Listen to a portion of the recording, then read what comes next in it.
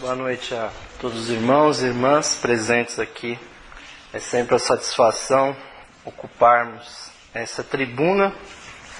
E na noite de hoje nós vamos falar sobre a evolução através da reencarnação.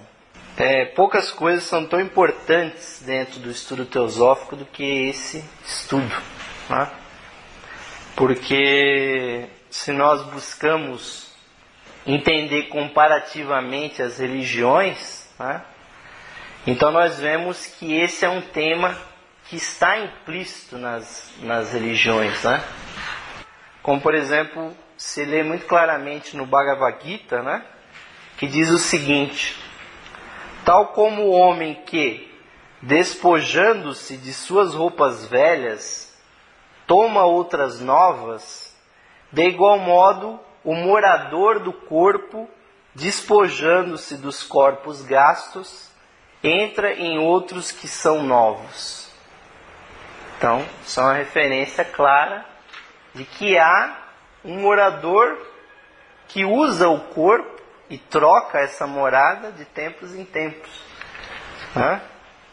Ou então no Dhammapada, né, que é um dos textos mais importantes do budismo, né, onde o Dhammapada diz em primeira pessoa, né, o Senhor Buda dizendo o seguinte, né: muitos nascimentos atravessei no ciclo das vidas e das mortes. Em vão procurei o arquiteto da casa, né? A casa sendo a vida e a morte. Que miséria nascer e renascer sem fim. Conheço-te agora, ó arquiteto, que se interpreta como sendo o arquiteto da casa, né? Ou da existência, da vida e da morte, sendo o desejo, né? Conheço-te agora, ó arquiteto, e não mais construirás a casa. Quebradas estão as vigas, ou as paixões, e desabou a cumeira, né, sobre esta casa, né? Ou seja, destruída foi a ignorância. Livre está a minha mente, pois cheguei à extinção dos desejos, ao imortal Nirvana.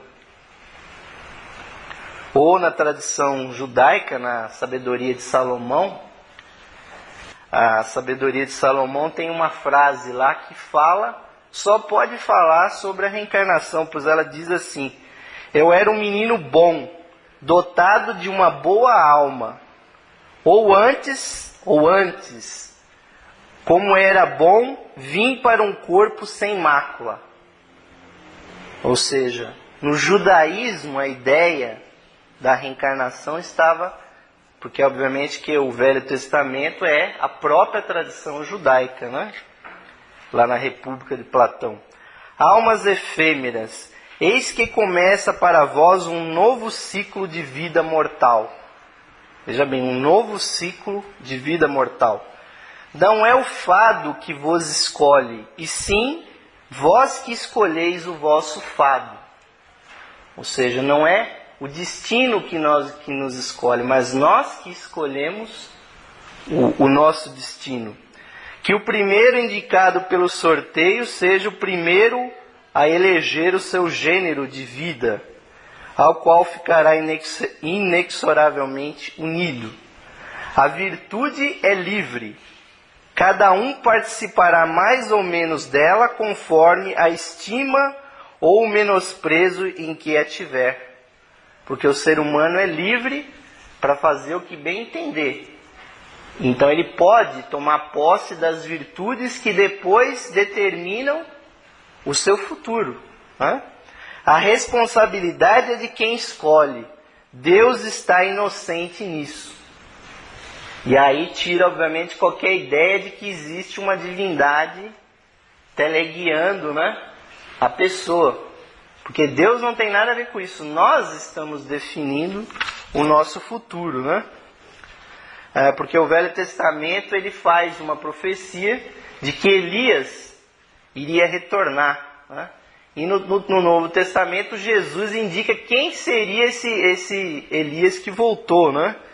Então tem a passagem lá que está em Mateus, né?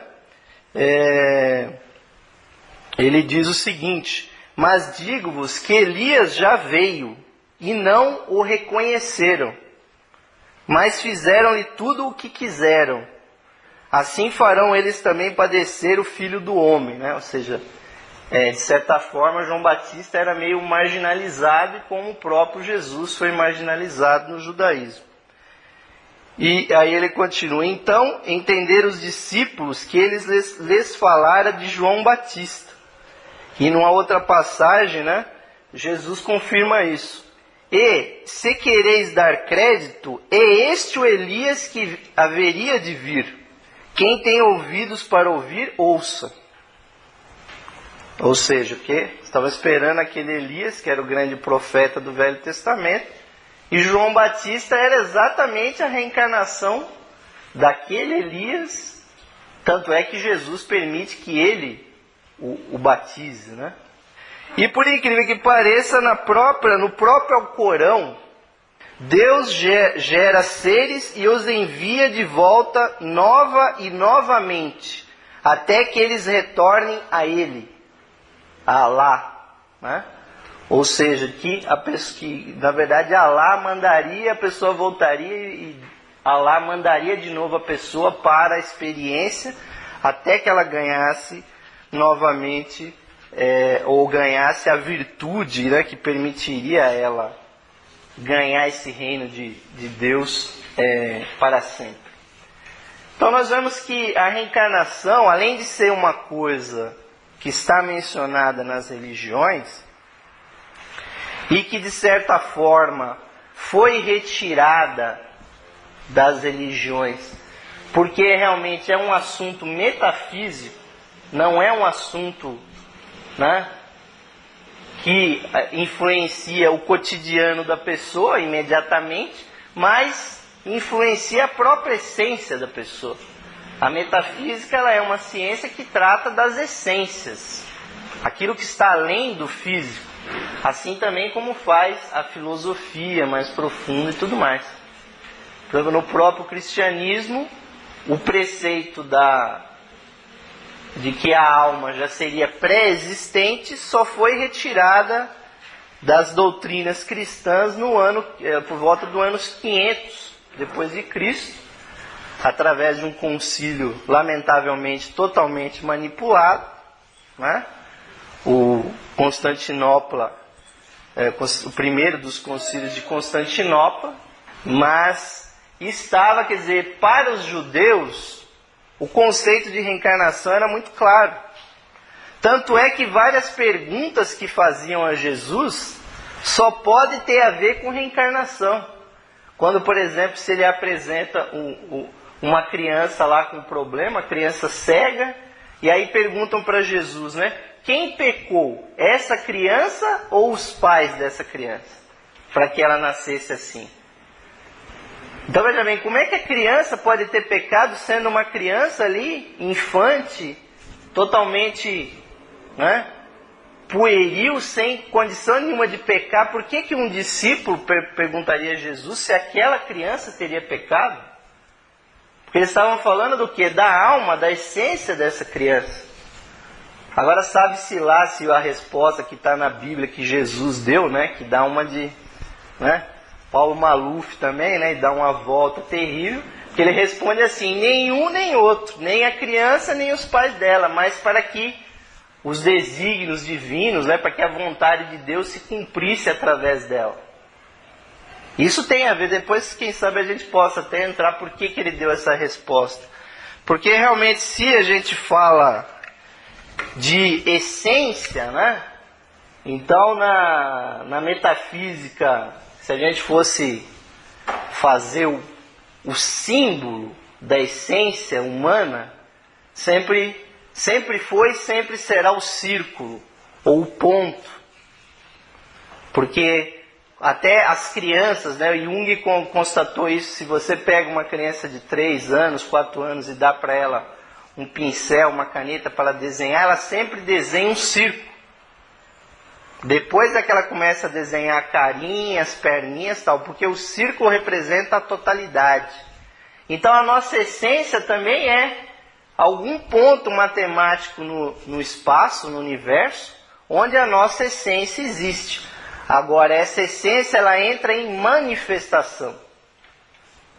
Quer dizer, alguma coisa dentro de nós, né, se manifesta, se põe para fora, aí ela entra no nível da manifestação, e aí a doutrina secreta ela nos fala muito claramente dessa manifestação, né? Ou seja, a partir desse ponto, ela se manifesta, nós temos o quê? Uma linha. Então começa, na doutrina secreta tem essa sequência, o ponto, depois o traço, e depois nós vamos ter o quê? Um grande círculo, né, de manifestação, onde aquilo que é essencial entra na manifestação.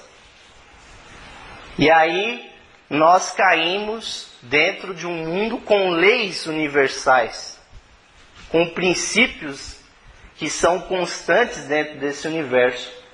Mabel Collins escreveu, junto com dois outros ocultistas, um livro que é chamado Caibalion, que pouquíssimas pessoas sabem que lá está escrito assim, os três iniciados. Um dos três iniciados é Mabel Collins, porque Mabel Collins começou a, de certa forma, mediunicamente ou, sei lá, psiquicamente, a manifestar sabedorias do Antigo Egito. Então haviam as 7 leis herméticas do Egito que ela escreveu, e 2 delas têm a ver exatamente com isso. Nós vemos que o universo manifestado, assim como aquelas coisas que o Ivan falou na palestra das cadeias numéricas, que são universais, que são o ritmo e o ciclo. Ou seja, tudo que se manifesta entra em um ritmo e um ciclo. Não existe manifestação sem essa ciclicidade, sem um ritmo. E depois nós vamos ver também que existe polaridade também, né? Que é uma coisa um pouquinho diferente que o ritmo também indica, o movimento do ritmo também indica alternância de polos, né? Então nós vemos que se a nossa essência entra na matéria, né, os antigos usavam uma coisa que era muito bonita para explicar a reencarnação, que associa o ser humano com a natureza, né, que é exatamente essa ligação dessa esfera e desse centro, né, com a manifestação dos ciclos da natureza. Então, existe também uma das leis fundamentais herméticas, juntos com esse ciclo e com o ritmo, é a lei de correspondência. Ou seja, o que está em cima é idêntico ao que está embaixo, e o que está embaixo é idêntico ao que está em cima. Então, o ser humano manifesta esses ciclos, esses ritmos, da mesma forma como a natureza, e da mesma forma que a divindade. Todos nós estamos em ritmos, em ciclos diferentes. Então o ser humano, observando a natureza, ele percebeu a existência das estações. Então quando nós fizemos aqui na loja São Paulo o ritual, né, do equinócio da primavera. Então a primavera, ela é dentro desse esquema aqui, né, justamente o nascimento da pessoa. Ou seja, o nascimento é sempre associado com a primavera. Porque nessa estação, né, as plantas se renovam, existem as flores, os animais ficam, né, naquela libido toda, né? Aí a Luciana vai até acordar agora, né, da meditação que ela está fazendo ali. Tudo na natureza parece que se renova na primavera. Então o nascimento era comparado com isso. Então o ciclo humano ele teria início nessa primavera, nessa juventude. No primeiro nível aqui nós teríamos a infância, a adolescência, até que a pessoa chega na fase adulta, né? Ou seja, naquele esplendor, né? Dos 21 anos até, né? Sabe-se lá quando termina isso, né? Mas isso seria comparado com o verão, né? Quando, né, obviamente, haveria uma magnitude do poder físico, né? Então a pessoa estaria no máximo da sua força física, as capacidades intelectuais, o cérebro funciona melhor, tudo mais. Até que infelizmente começa, né? Então aqui começaria o verão, mas aí tem um ocaso, né? Há um ocaso que é exatamente o outono, né? Que vai marcar o decaimento. Então o que se aprecia nas plantas, na natureza, é que no outono as folhas caem, né? Então no ser humano também tudo começa a cair, né? Não vou nem mencionar o que cai, porque todo mundo já deve, que já virou a curva lá dos 35, já começou a cair alguma coisa, né? Então a gente vê que as folhas caem, as coisas começam a cair, aí tem gente hoje em dia que vai pondo silicone no lugar, né? Botox, né? Não sei o que ali, dentadura, né? Quer dizer, a pessoa, hoje a cosmética tenta evitar isso. Então, isso aqui vai girando, né? E vai caindo, né? E se nós imaginarmos que essa parte de cima é o dia, essa parte de baixo aqui é a noite. Então, se essa parte aqui é o dia, é a manifestação, é a consciência. Aqui embaixo é inconsciência. Então a gente pode ver que o nascimento é aqui, porque veja bem, primeiro a pessoa tem os 9 meses ali, um período de gestação. Aí quando ela nasce aqui, que ela entra no mundo lá, dá a primeira respiração, aí que ela começa a viver. Mas antes ela teve um período totalmente no inconsciente, um período intrauterino. Aqui nós poderíamos dizer que é realmente o momento da morte. Aqui seria a morte. E vejam só que interessante, né? Se a gente vai comemorar os solstícios e os equinócios, se esse aqui é o da primavera e esse daqui é o outono, né? Que vai preceder o que? O inverno, né? Então o inverno seria aquela parte da manifestação da natureza, onde já tendo se despojado das flores, das folhas. Então a árvore parece, uma planta parece que está recolhida em si, mas na verdade ela está num processo de reelaboração, de reorganização, para depois ela vicejar novamente na primavera e ela dá voltam as folhas, as flores, e ela dá os frutos. Então isso aqui, os orientais chamaram isso aqui da roda de Sansara, né? Quer dizer, essa é a roda de Sansara na tradição ocidental, europeia, né? Tudo é descrito assim. Porque, veja bem, isso aqui é o... Aqui nós fazemos, aqui eu pus nascimento. Na verdade, aqui embaixo seria a concepção, né? Que a pessoa já começa a se formar antes. Então aqui é o nascimento. Do outro lado lá é a morte. E aí a pessoa passa por períodos na inconsciência. É isso que o ser humano precisa integrar para ele entender o que é a reencarnação. Porque a reencarnação, ela não é uma teoria mirabolante, que o sujeito morre aqui e depois surge num outro lugar no tempo, no espaço. Na verdade é a continuidade da própria essência, né? Aqui, o centro, né? Nós podemos dizer que o espírito humano é esse centro, né? Ou a mônada, né? Vamos usar o nosso teosofês aqui, né? A mônada, ou o self, né? Ou o eu, ou sei lá o termo que a gente quiser dar aqui, entendeu? O espírito, ou um termo muito bonito que a gente acha na doutrina secreta, o olho de Dangma, ou seja, o centro da roda, Porque veja bem, daquela essência, eu não vou repetir a palestra da Mônada daqui, mas aquela essência ela se projeta na manifestação. E aí ela entra nesse ciclo. E ela fica rodando aqui. Ela entra na vida material, ela cresce, aí ela se identifica com a vida, porque a pessoa está com muita força, ela tem muitos prazeres e tudo mais, aí quando começa a decair as coisas aqui, ela começa a se desidentificar da matéria, até o momento que ela morre. Mas o que acontece aqui embaixo? Aí é que é o problema. Muitas culturas antigas desenvolveram grandes filosofias com relação ao que acontece com a vida dos fulanos aqui no final do outono e durante todo o período do inverno. Né?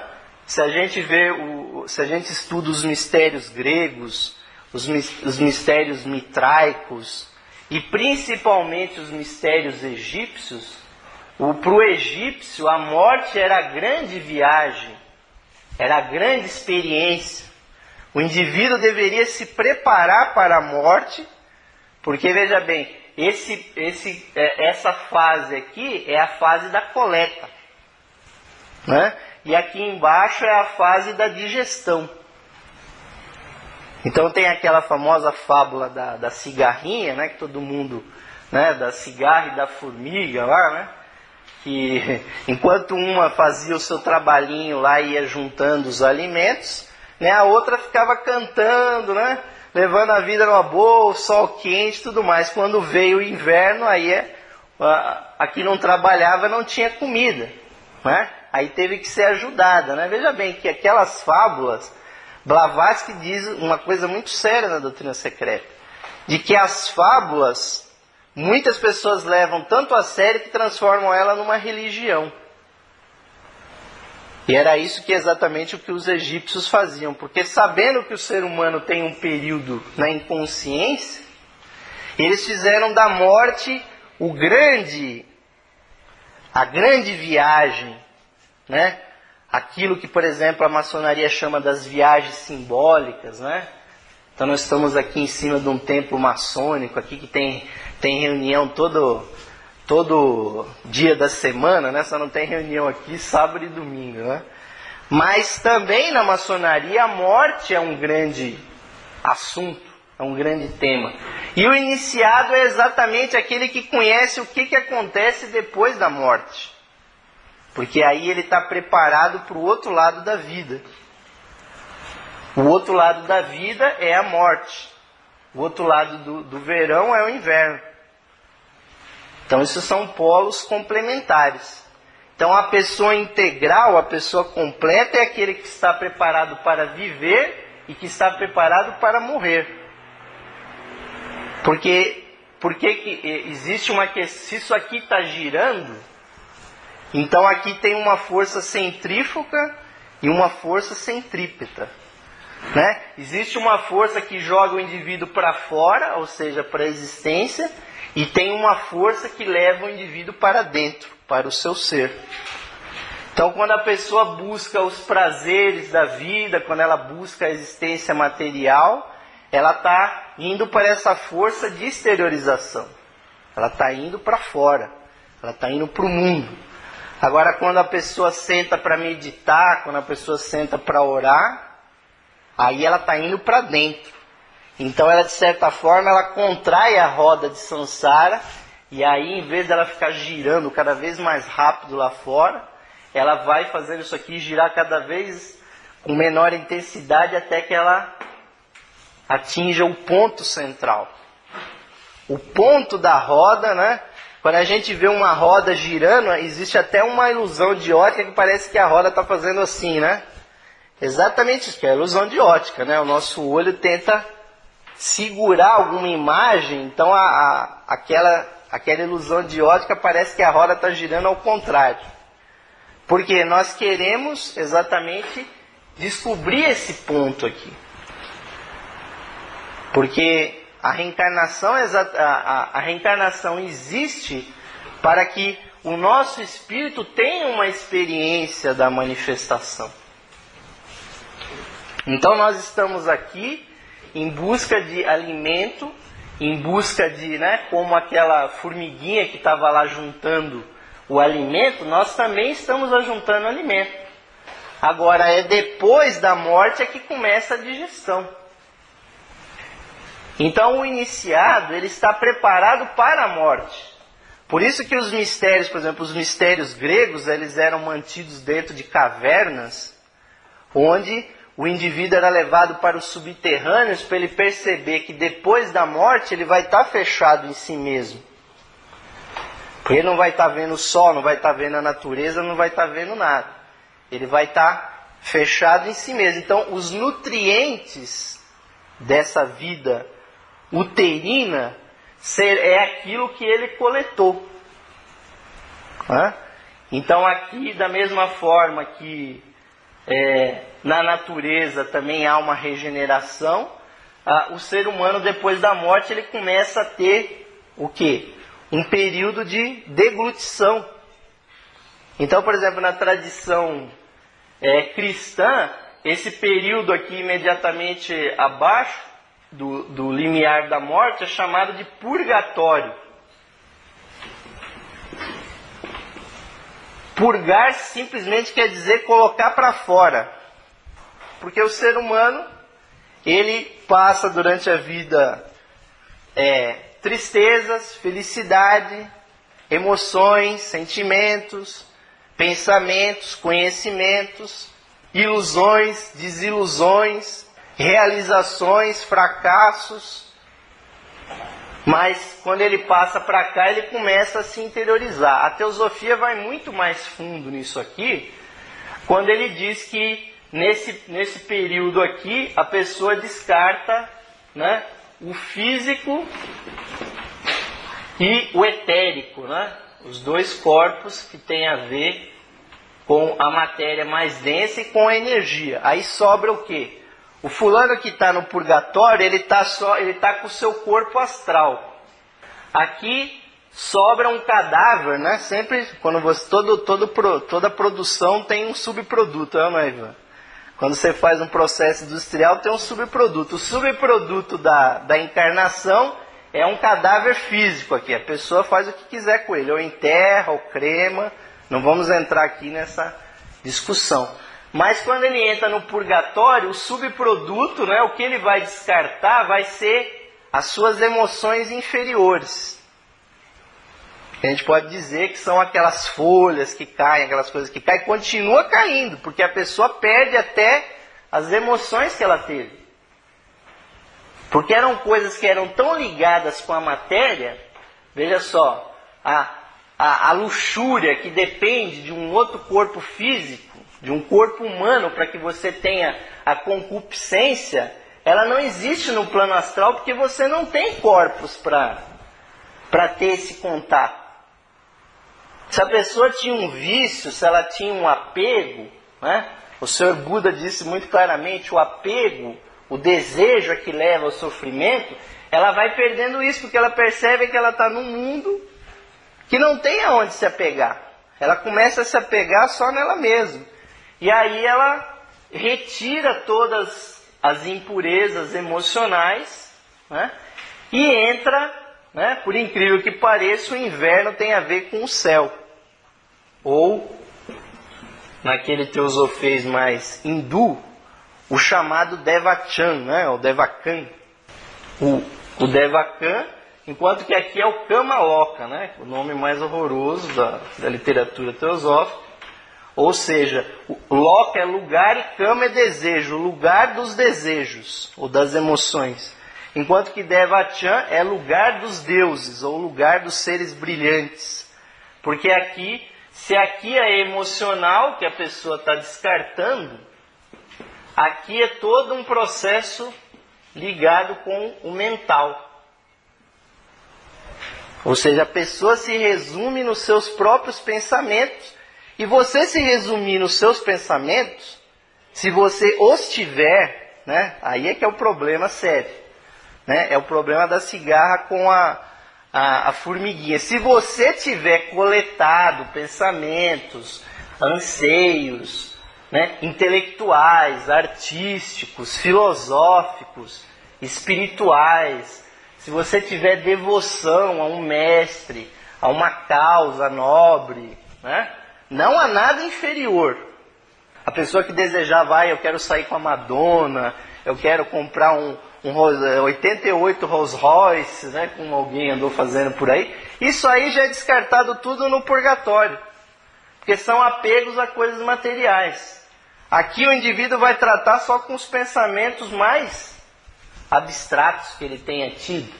Então, realmente, você se resumir aos seus pensamentos é o céu. Quem é aqui que nunca pensou assim, eu vou ganhar aquela mega sena acumulada e vou montar uma instituição de caridade, vou pôr lá umas 5.000 crianças, vou dar educação, né? Vou montar um hospital, né? Tem uns que são mais ambiciosos, né? Vou dizer, eu vou realmente purificar o mundo, vou ajudar o mundo, tal, né? Ou seja, isso é uma ação, é uma aspiração que está no nível mental. E toda ação é karma, né? O outro grande princípio que rege isso aqui, eu já dei uma palestra sobre evolução sobre o karma, né? Então também não vou repetir. Mas todas as ações, né? Karma é igual a ação, toda ação ela se esgota no plano onde ela é gerada. Então se você faz uma ação física, o karma dessa ação é no físico. Se você, como disse Jesus, olha para uma mulher e deseja essa mulher, ou se a mulher olha para um homem e deseja um homem, isso foi uma ação que aconteceu aonde? No plano dos desejos, das atrações emocionais. E Jesus disse, se você olhar para aquela fulana e você já desejar, você já cometeu o adultério com ela. Porque foi uma ação que estava no nível da emoção. Você já agiu no nível emocional. As pessoas não se dão conta, mas esse tipo de ação você tem até quando você está dormindo, sonhando. Você faz karma dormindo, lá na caminha, com a cabeça no travesseiro, e você está gerando karma. Aqueles sonhos mais escalafobéticos que a pessoa tem, tudo aquilo ali é karma. No plano astral, no plano emocional. Agora as pessoas que pensam, né, que infelizmente são aquela, né, minoria, né, como se diz, elas estão fazendo ações no nível mental. Então elas têm que um dia esgotar essas ações no nível mental. Então é permitido, né, vamos falar em tempo aqui. Se esse ciclo aqui leva, como o brasileiro médio hoje está levando uns 74 anos, né, mais ou menos, né, as mulheres vivem um pouco mais, os homens vivem um pouco menos, nós temos que multiplicar pelo menos de 4 até 20 vezes esse tempo nessa parte de baixo aqui. Porque a pessoa pode passar de 20 a 30 anos nesses planos aqui, se ela for uma pessoa realmente sem conteúdo, se ela for uma cigarrinha lá que ficou só tocando uma violinha e ficou jogando baralho durante o verão, né? Ela não tem conteúdo para essa parte de baixo, então ela volta mais rápido. A pessoa reencarna mais rápido. A pessoa que tem mais conteúdo, ela pode passar vários séculos aqui embaixo. Então esse é um longo e tenebroso inverno, né? Na verdade nós vivemos muito mais nesses planos aqui do que nessa fase. O dia é muito curto e a noite é muito longa. Então essa fase aqui da colheita, da semeadura e da colheita é muito importante.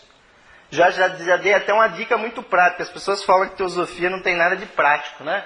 Por exemplo, isso aqui, ninguém consegue ler isso no plano astral.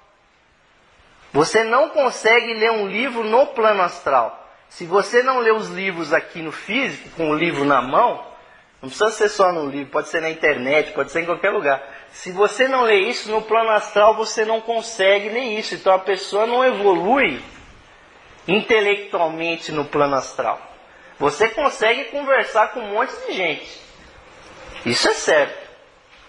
O plano das emoções. Então você não tem corpo. Existe um problema seríssimo aí também, que é a função do cérebro físico. O cérebro físico, o Joffre Hodgson colocou que ele é assim, o negativo do plano mental. Existe uma relação entre o cérebro físico e o plano mental, que ele permite que você tenha assim, digamos assim, um contraste é a melhor palavra para dizer isso. Quer dizer, você tem entre o princípio da memória e o princípio da memória está no cérebro, o princípio do discernimento, do raciocínio está no corpo mental, mas um precisa do outro para que haja um contraste entre os dois e a pessoa chega numa conclusão. Quando você não tem cérebro, você tem um fluxo de informação meio desconexo, onde você não tem assim o contraste. Se você tem uma imagem, é que nem na televisão, se você colocar o brilho no máximo, o contraste no máximo, tudo no máximo, você não define nada. O plano astral é mais ou menos isso.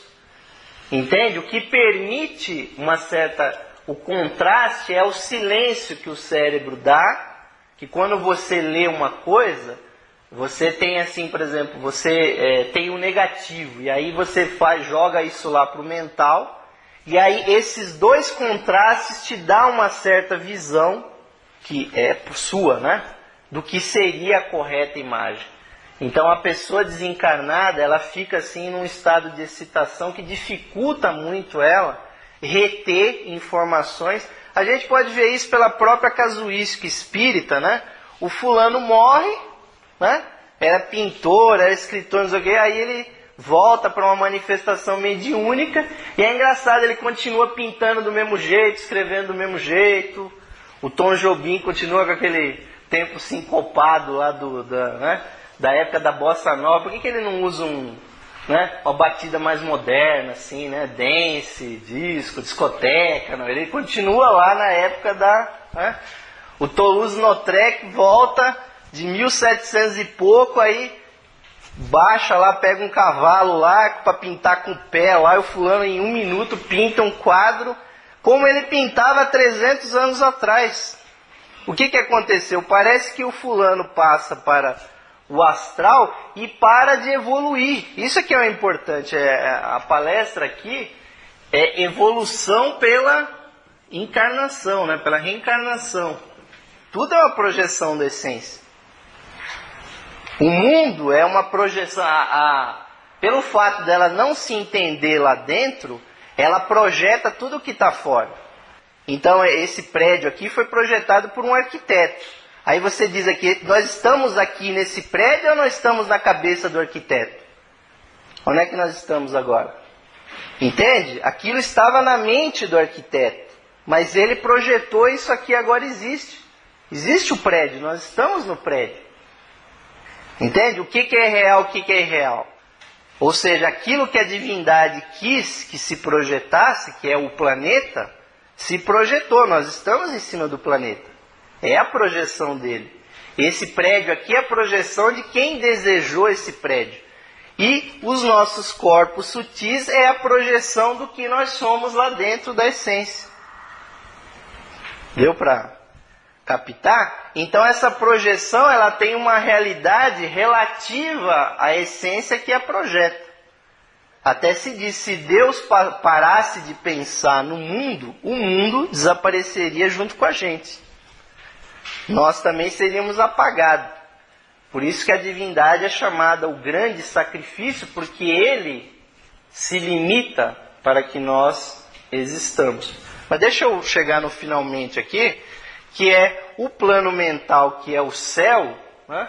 O indivíduo ele tem condições de preparar tudo o que foi a alimentação dele aqui na vida física, na vida astral, que é uma vida de descarte também. E aí os espíritas não conseguem entender que fica um chamado cascão astral, que a doutrina espírita não ensina isso. Da mesma forma que sobra um cadáver físico, também sobra um cadáver astral. A pessoa sai de dentro do corpo astral e deixa aquele corpo astral flutuando lá. Só que ele fica insepulto. Isso é uma coisa, um termo bonito esse, né? Fazia tempo que vocês não ouviram essa palavra, né? O cadáver ficou insepulto, quer dizer, o cascão astral é um corpo insepulto e é um corpo meio inteligente. Aí é um problema sério, né? Se você está no plano astral, aí você encontra um fulano assim, meio apagadão assim, né? Você tá lá se deslocando, maravilhoso, né? Bem assim, né? Você desliza como se estivesse numa escada rolante, assim, né? Assim, bem assim, né? O fulano vai, aí aparece o fulano na tua frente, assim. Você fala, e aí, fulano, como é que tá aí as coisas, né? O cara tá meio assim parado, aqueles casos assim, né? Olho pra baixo e tal, né?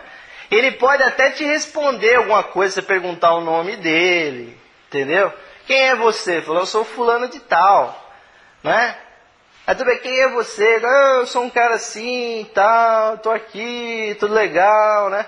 Aí você pergunta, vamos discutir sabe? O problema é se a essência precede a existência, né? Você propõe uma coisa assim, bem complexa para ele, né? Aí ele vai dizer assim, eu não sei, sabe? Eu tô assim, não sei o que eu tô fazendo. É um cara meio vago, assim. Esse cara é um cascão astral. Mas tem muitos, né? Não, se você... Esse é o cascão. Entendeu? Não, a pessoa, se você chega para uma pessoa qualquer, se você chega dentro de um ônibus, tá lá o cara sentado lá, depois de 8 horas de serviço, mais 2 horas dentro do ônibus, e você propõe para a pessoa, vamos discutir o que vem antes, a essência ou a existência, né? O cara dá uma reação lá, você tá tirando uma comigo, né? O cara sai na mão com você lá, esse cara tá vivo. Ele tá vivo porque ele fica irritado, né? Aquele cascão astral, ele não fica irritado. Tanto é que um negócio desse, quando baixa no centro espírita, é aquele espírito lá que se manifesta lá e fica aquela coisa, eu não sei, tal, o que eu tô fazendo aqui, né? E as pessoas lá, né? O médium lá tá todo lá torto, lá assim, com o olho virado, lá assim, né? Baixando um cara desse, a Madame Blavatsky cansou de explicar isso para as pessoas e as pessoas não entendiam que você pode pegar um cadáver desse e fazer ele se manifestar numa sessão espírita. Às vezes você está num ambiente e tem um cascão astral desse, ele até pode se interessar aqui pela nossa reunião, ele não vai entender patavinas, entendeu? E ele vai se dissolvendo, é a coisa mais absurda que tem, é o cascão astral. Porque ele é uma coisa amorfa, né? Porque o cara foi embora, a essência foi embora. Então ele está vivendo aqui no mental, veja bem, as pessoas vão passar séculos aqui, né? A vida no mental, né? Ou no céu, é uma vida de gozo para aqueles que têm realmente pensamentos. Se o fulano gosta de música clássica, você vai passar décadas ouvindo música no plano mental, né? Mas não essas musiquetas que o pessoal toca por aí, né? Pelo amor de Deus, vamos ouvir uma música, né, que tem a ver com o plano mental, vamos ouvir os clássicos, né? Quem acha que vai ouvir heavy metal lá, aquelas coisas? Então, realmente, veja bem, a coitada, por exemplo, vamos dar os casos, né? Eu vou matar já metade das perguntas, já antes que eu já sei quais são as perguntas clássicas, né? O que acontece com a criança que morre antes de se desenvolver qualquer coisa? Abortada, morre com 2, 3 anos de idade, tal. Veja bem, ela não colheu nada.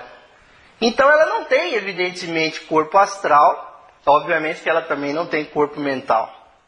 Então, a tendência dela, não tem. Esses corpos aqui, não. Não. Só ela fica aqui no astral esperando uma nova oportunidade para nascer lá. Entendeu? Veja bem. Aliás, é um problema muito sério, porque a criança é formada do corpo físico e astral da mãe. Então, ela é, na verdade, a energia da mãe.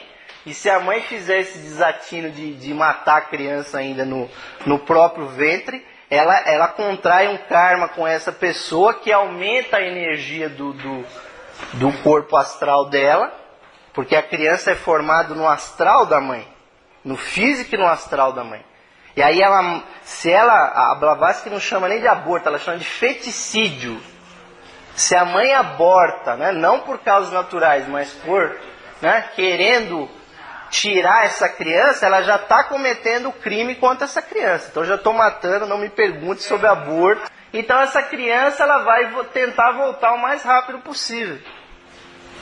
Com poucos meses ou poucos anos depois, essa criança já renasce. É óbvio que perde toda uma janela de relações kármicas, né, que teriam que ser. Na verdade, a mãe que está abortando, ela está se negando a recolher o karma. Porque a pessoa que vai nascer através dela é o karma dela, na forma de uma pessoa que vai nascer. Entende? E ela está se negando a recolher o seu karma. Normalmente as pessoas que nascem, né, quando a pessoa está com o corpo feminino, ela tem que ter muita atenção a isso. Né? Realmente a educação, a informação é muito importante, porque aborto é realmente um feticídio, ou seja, é a morte de um ser que vai trazer karma negativo para a mãe. Né? Então ela volta rapidinho. A pessoa ignorante, vamos usar o termo correto, né? Ela também volta rápido, porque ela só tem emoções muito intensas, mas que com 10, 20, 30 anos no máximo ela gasta isso, descarta. Então, como ela não tem mental, então ela fica à disposição para voltar. Então, agora tem, e vejam bem, a pessoa, já falei, o caso da pessoa intelectual, a pessoa que tem pensamentos, que tem arte, que tem filosofia, que tem teosofia, que tem religião, né? Ela tem que passar um período no mental muito grande, porque ela gerou ações no nível mental. Então ela vai passar séculos aqui nesse nível. O Leadbeater chega a dar lá uma estimativa de 700 a 1.200, 2.000 anos, essa pessoa mais evoluída, o tempo que ela passa. Então, as reencarnações de pessoas mais evoluídas são mais espaçadas. Bem mais espaçadas. E tem um outro tipo também de pessoa que volta rápido. São os dois tipos que voltam rápido, né? Ou três. A criança que morreu, são três. O ignorante que não tem nada para fazer lá no plano mental, então ele volta rápido, né? E tem o iniciado.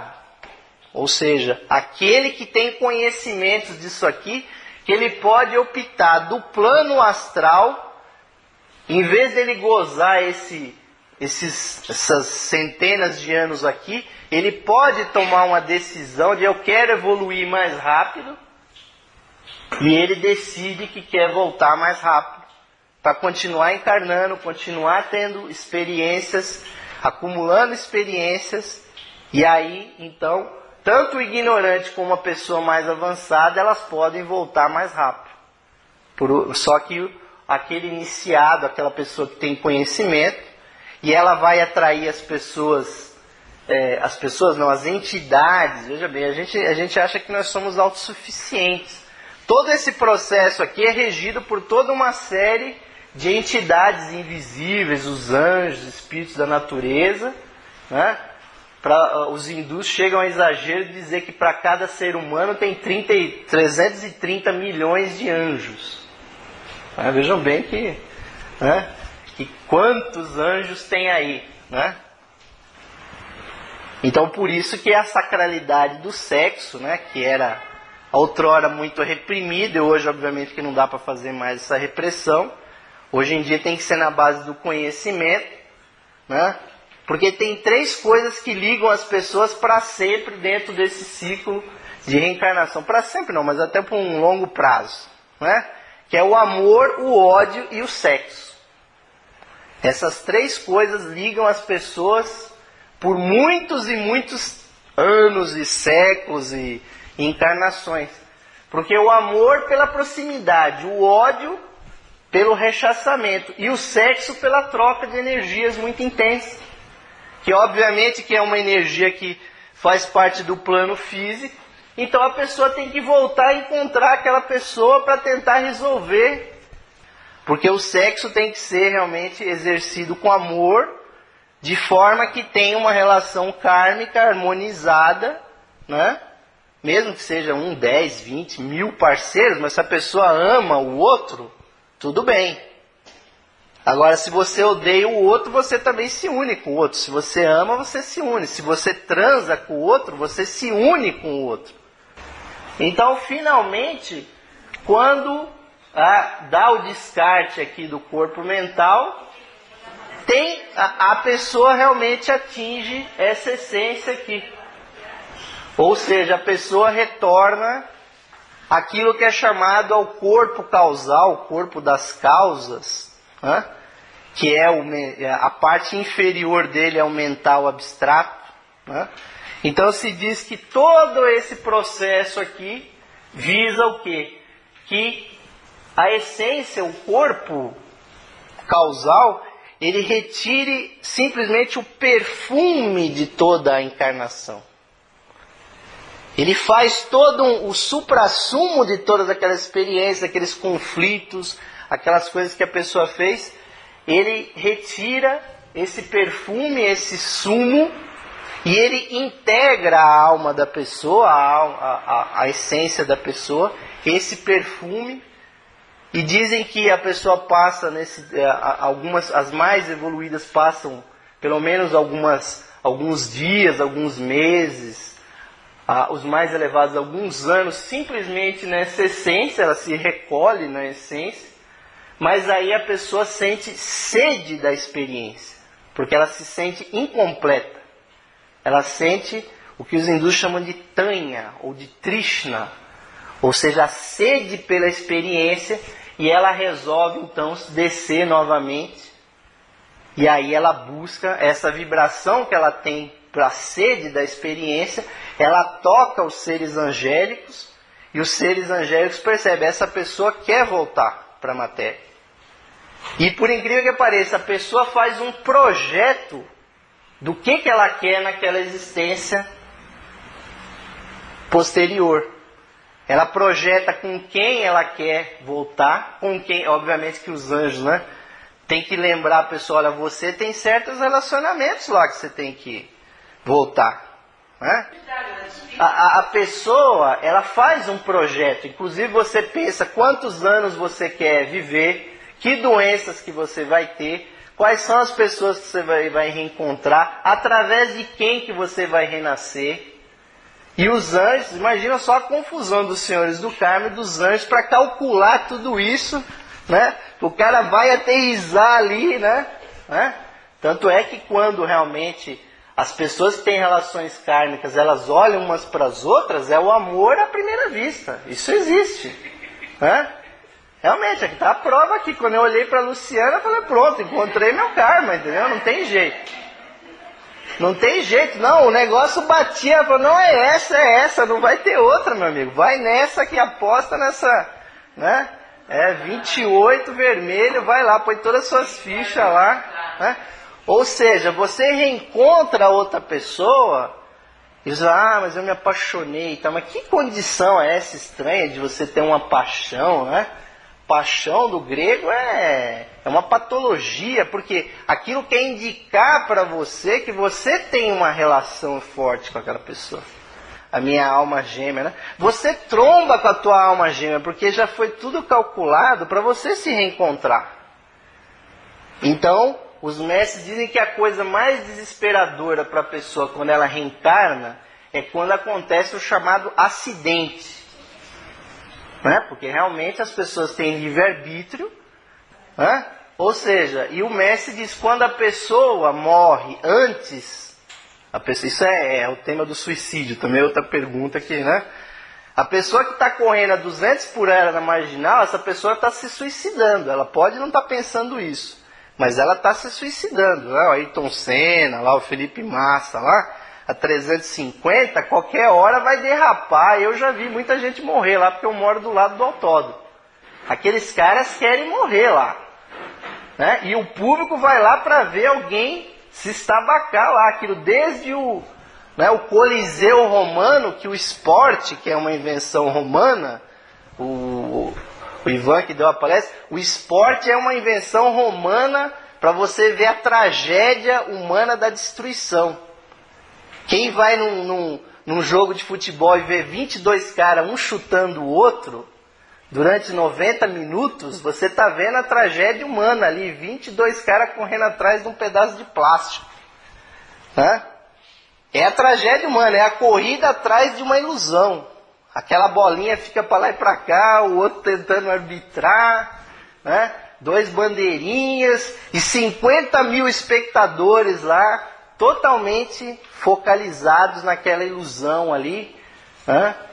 Aquelas pessoas, na arena romana ele era pior, você pegava lá o coitado do inimigo do Estado, né?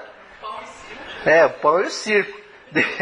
Né? Dava um pãozinho lá para todo mundo, mas pegava lá um cristão da vida lá, deixava o leão passando fome 2 semanas e soltava os dois na arena. O que ia acontecer? Né? É aquela tragédia, ou então os gladiadores lá se degradando até a morte. Porque naquele momento, e aí eu fugi um pouco do assunto, mas o suicida ou o acidentado, eles estão saindo fora do projeto. O suicida, ele está tão ruim, ele está tão fechado em si mesmo, que ele liga para o CVV lá, eu vou me suicidar, né, Ivan? Não é assim que o cara fala assim, eu não tenho mais nada para fazer. Na verdade, ele está pedindo socorro, né, porque ele quer que alguém converse com ele, né? Se você conversar com ele, ele não se suicida. Mas aquele que não acha com quem conversar, ele escreve o famoso bilhete, né? Então ele consegue conversar com alguém, né? Eu estou me matando por isso que eu não aguento mais, né? E deixa o bilhete, né? E aí se mata. Ou então aquele que está correndo a 200 por hora na marginal, aí tem um buraco lá e o carro capota, né? E pode falar, querido. Já, encaixa aí. Como é que você vê, por exemplo, o caso de alguém que um que está correndo lá, como você está dizendo, ele está em pleno vigor, né? Ele Sim. está uma vida plena, né? E ele quer jogar lá fora, né? Não é, qual a diferença entre aquele que, por exemplo, sabe que vai morrer e vai morrer de uma doença muito dolorosa, então ele se dá um tiro para aliviar o sofrimento? Como é que você vê esses dois aspectos? São 2 situações limites. Então a situação limite é onde o absurdo encontra com a realidade, né?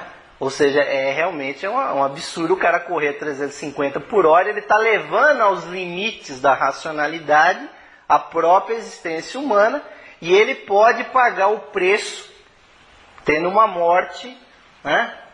O Ayrton Senna conseguiu a grande morte que o signo de Áries tem, né? Ele era ariano, o signo de Áries rege a cabeça, ele bateu o carro e a barra da direção entrou por baixo do capacete e entrou dentro do cérebro dele.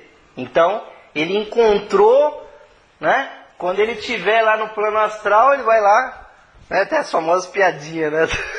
Do Ayrton Senna lá no outro nível, né? Fala assim, mas 400 por hora, e ele tinha mandado reduzir aquela coisa de direção, parece que quando bateu, ela torceu e entrou na cabeça dele, né? Então ele vai ter que tirar uma experiência que ele fez uma completa bobagem, se ele for uma pessoa que tem. Só que é o seguinte, qual é o castigo, né? Porque veja bem, esse do sofrimento, eu acho que ainda tem uma certa racionalidade, porque o ser humano tem limites de tolerância, né? Se a pessoa está num caso terminal, né, com muito sofrimento, eu acho que é muito digno que ela faça, né, aquele gesto de terminar aquele sofrimento, mas que seja um ato consciente. Aliás, muitas pessoas tiveram que fazer isso, em naufrágios, né, ou aqueles, né, os bombeiros que entraram no World Trade Center com aquele negócio lá. Também é uma situação, você vê que acabou de bater jatos num prédio, para que você vai entrar nesse prédio? É porque você está se doando para aquilo. Mas em todos os casos, no acidentado, na pessoa que fez a eutanásia, a pessoa que se suicidou, ela tem que ficar no plano astral o tempo previsto para aquela encarnação. Porque ele, a essência, projetou aquele tempo. Ele projetou, eu vou viver 90 anos.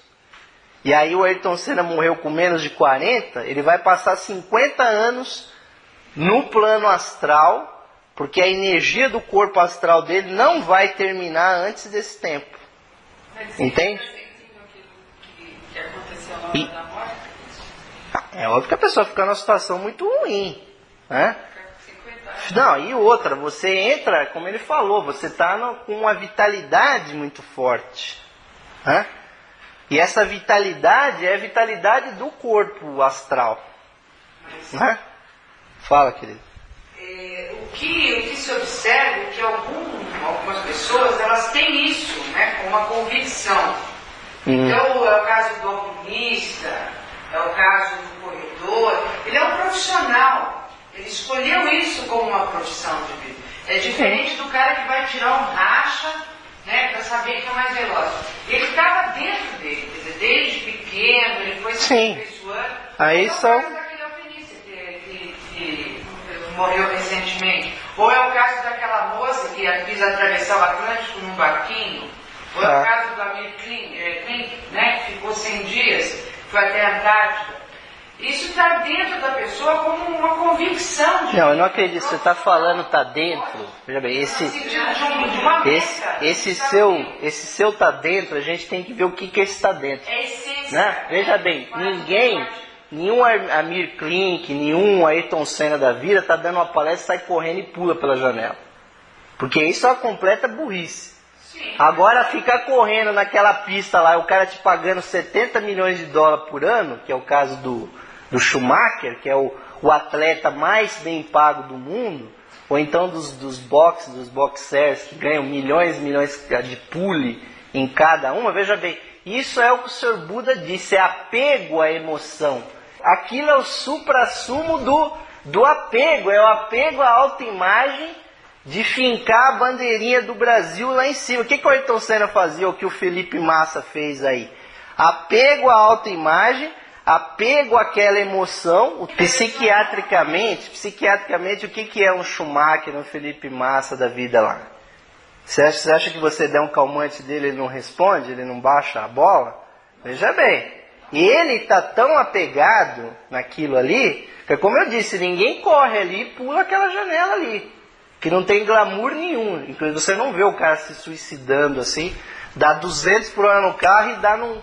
Né? Mas veja bem, a pessoa se apega a uma e a outra, inclusive isso que você está falando das mudanças biológicas, são mudanças biológicas no corpo físico, vêm todas do corpo astral. A pessoa realmente, ela força aquela situação. Realmente, o que você falou, na verdade o sistema humano é um sistema aberto, ele pode receber influências. Por exemplo, tem casos trágicos, por exemplo, a polícia espiã lá da Alemanha Oriental chegou a fazer uma experiência de ir colocando cocaína na caixa d'água de um prédio. Naquele prédio muitas pessoas pularam pela janela. Aí é esse caso que você está falando. O fulano foi botando cocaína lá naquela caixa d'água, e o cara começou a ficar meio doidão lá dentro. Todo mundo tinha pessoas que davam altos pitis lá dentro daquele prédio, e algumas resolveram pular. Por quê? Porque era um componente químico tal que levou a pessoa de... Agora, é o livre-arbítrio do ser humano, né? O outro envenenando. Quantas pessoas não morreram envenenadas? Foi a ação do outro. Quando você... a coisa mais terrível do ser humano é você tirar a vida do outro. Porque você influencia o plano do outro e você atrapalha o seu próprio plano. Porque você se dá o direito de ser o juiz da vida do outro. Aonde que a roda de Sansara termina? Esse é que é o importante.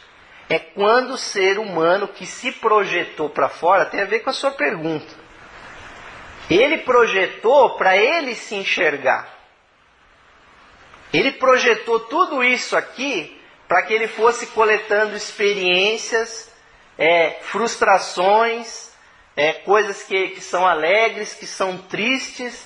As 777 encarnações que ele girou aqui, até o dia que ele senta para meditar, né? E ele fica, né? Porque meditar é uma morte consciente autoimposta. Você observar, como o Buda fez aquela frase, né? Ó arquiteto, não permitirei que você construa a casa, porque ele descobriu o que era. Ele se enxerga. Então, quando o ser humano percebe a sua essência e ele se ilumina, porque esse momento é chamado momento da iluminação, quando você entende o que você é, então cessa o apego, cessa a vontade de viver. E para os iniciados é mais complicado, não é só a vontade de viver no plano físico, é a vontade de viver no plano astral, é a vontade de viver no plano mental, e você se resume na sua essência. E aí você nasce novamente, como disse Jesus, né?